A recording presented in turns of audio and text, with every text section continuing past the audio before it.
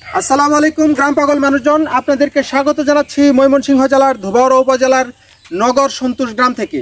আজ আমি নগর সন্তোষ গ্রামের আনাচে কানাচে ঘুরে বেড়াবো, নিজে দেখব এবং আপনাদেরকে দেখাবো নগর সন্তোষ গ্রামের প্রাকৃতিক সৌন্দর্য। সো বন্ধুরা, আমার সাথে উপভোগ করতে থাকুন নগর সন্তোষ গ্রামের প্রাকৃতিক সৌন্দর্য। আসসালামু আলাইকুম আঙ্কেল, ভালো আছেন? ওয়ালাইকুম সালাম। ভালাই, আমি তো ভালাই। হ্যাঁ আলহামদুলিল্লাহ ভালোই আছি। আপনার নাম কি? মোহাম্মদ নাজিমুদ্দিন। এই গ্রামের নাম কি? গ্রামের নাম নগর সন্তোষ। নগর সন্তোষ। আপনি কি এই গ্রামের বাসিন্দা? এই গ্রামের। এই গ্রামে কত বছর যাবত বসবাস করতেছেন? ধরুন 55। 55। আগে কোন জায়গায় আছিলেন? আগে আসলাম 7 নম্বর। 7 নম্বর কোন ইউনিয়ন? এই বাগবাড়ি ইউনিয়ন। ও বাগবাড়ি ইউনিয়ন। ও আচ্ছা ঠিক আছে। আপনাদের গ্রামের প্রধান ফসল কি? ফসল তো আগে তো আমন ধান নিয়ে আসছিল, এখন তো বড়। ও ধান। ধান ধান কেমন হয়েছে এবার? ভালাই হয়েছে আল্লাহর রহমত। গত সিজনে ধান কেমন হয়েছিল? ভালাই হয়েছে মোটামুটি। গতবার আছে, এইবার আরো বেশি ভালো হয়েছিল। বন্যা কি মার গেছে? বন্যায় তো এই যে গেছে, বন্যা তো মার গেছে, মেলা মানুষের মার গেছে, সবের মার গেছে না, মেলা মানুষের মার গেছে। আপনার এলাকা তো মার গেছে না? মার গেছে। ও আর এবার কি ধান ভালো হইতেছে? ধান ভালো গেল। আপনি পিছনে তো দেখলাম বিরাট বড় একটা মসজিদ, এটা কি এলাকারই মসজিদ না? এলাকারই। এলাকার মানুষের টাকা দিয়ে করতেছেন? হ্যাঁ। আচ্ছা, অনেক ভালো একটা উদ্যোগ নিছেন। নগর সন্তোষ গ্রামে বিশাল বড় একটা মসজিদ। ধন্যবাদ আপনাকে আমার ভিডিওতে সময় দেওয়ার জন্য।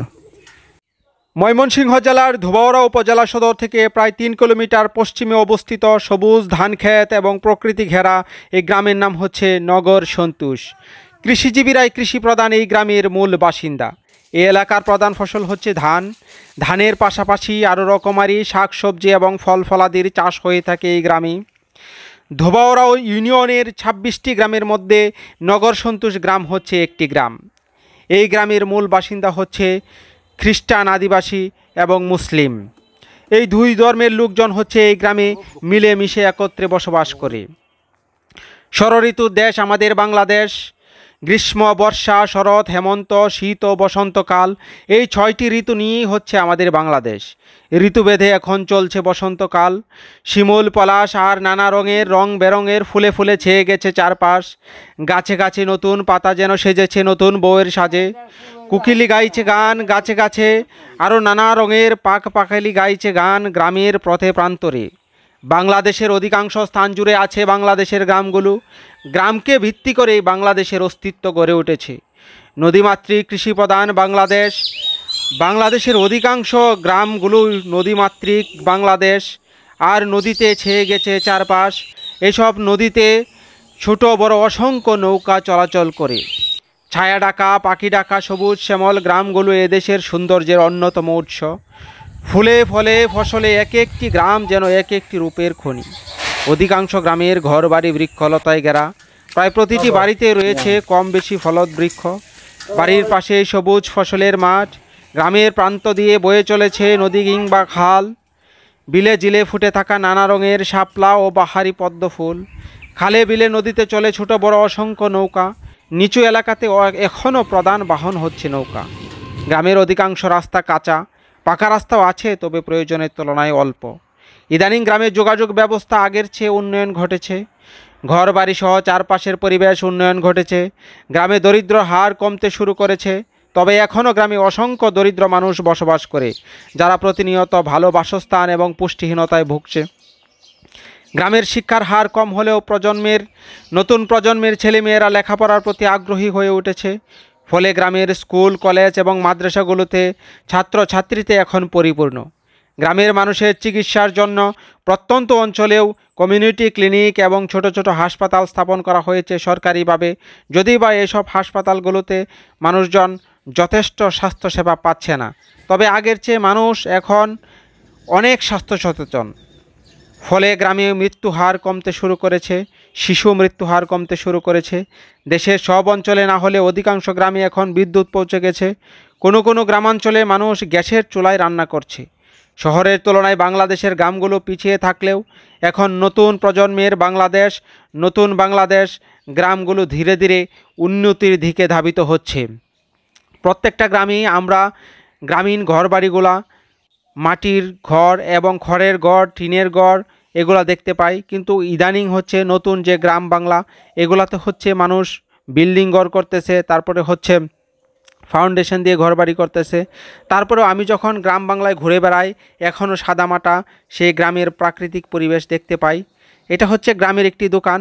এসব দোকানগুলোতে হচ্ছে সন্ধ্যার পরে আড্ডা জমে ওঠে।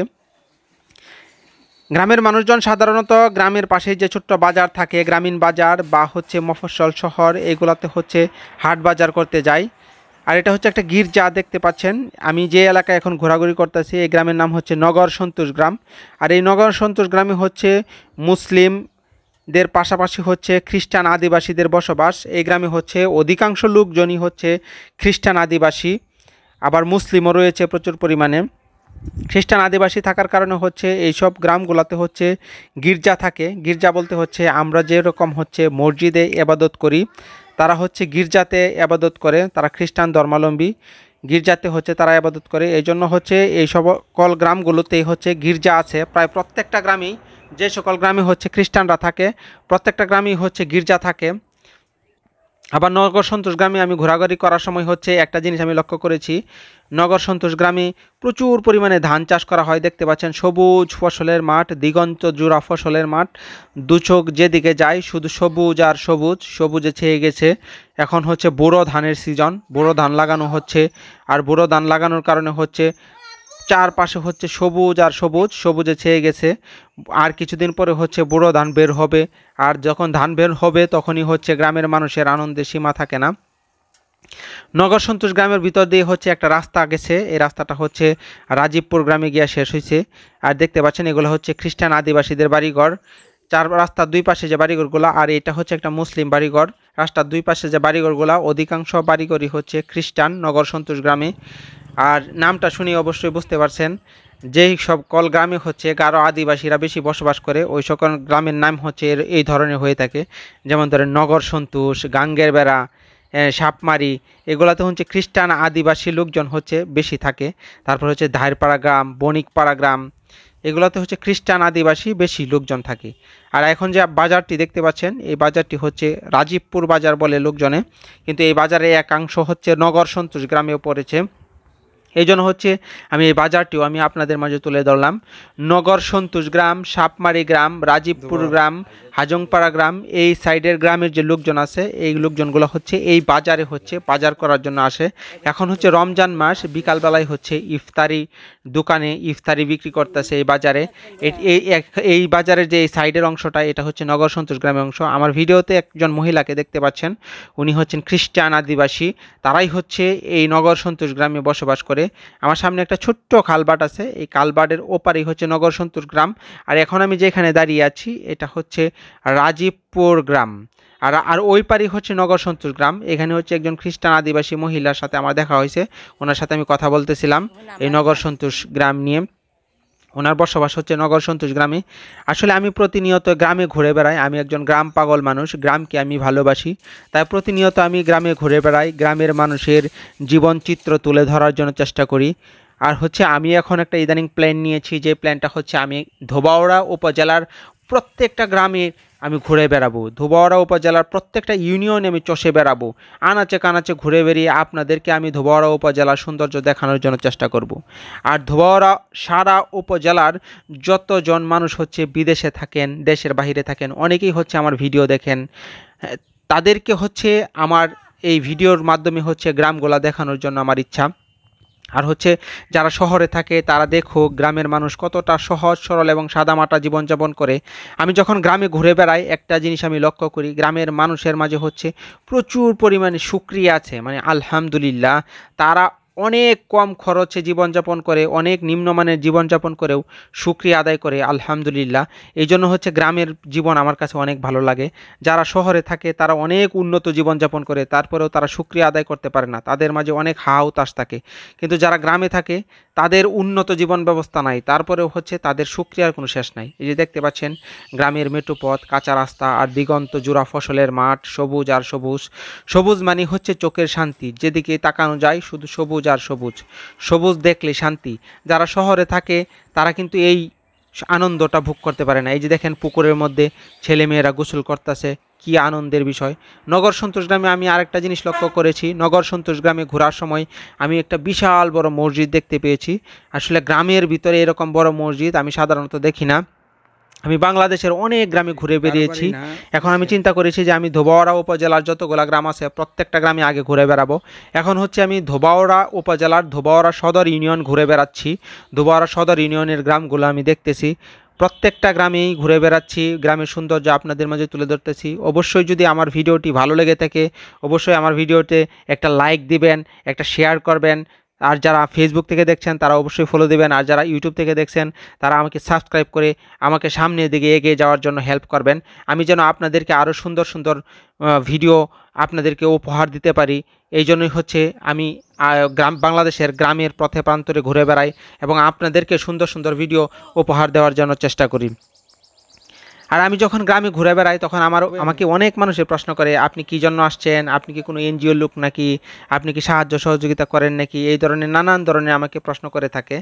আমি হচ্ছে তাদেরকে বলি যে আমি গ্রাম দেখি, ঘুরে বেড়াই, গ্রাম দেখি। তারা অবাক হয় যে হ্যাঁ আপনি গ্রাম দেখেন। আসলে আমাদের বাংলাদেশে পর্যটন শিল্পটা তেমনভাবে নাই যে মানুষ ঘুরে ঘুরে একটা জিনিস দেখবে, এই সিস্টেমটা চালু নাই। এই জন্য মানুষ অবাক হয়। এখন যে বাড়িটা দেখতে পাচ্ছেন এটা হচ্ছে একটা গারো আদিবাসীদের বাড়ি। খুব সুন্দর গুছালো সাদামাটা পরিবেশ। তাদের বাড়িগুলো দেখতে আমার কাছে ভালোই লাগে। আমি আসলে গ্রাম দেখতে ভালোবাসি, গ্রামের প্রান্তরে ঘুরে বেড়াতে ভালোবাসি। সবাই ভালো থাকবেন, আল্লাহ হাফেজ, আসসালামু আলাইকুম। হ্যাঁ উপদেশটা ভালো দি ফাটা যদি হয় হ্যাঁ তোর সাবেদার দোকানও করে ধরবাম। সাবেদার দোকানও খাইতাম না, রোজা মাসের দিন ঘুমোতে দেখতে তুলছি না। এই মাসে না হইলেও সেই মাসে তো ভাই রমজান মাস তার সারা বছর থাকতো না।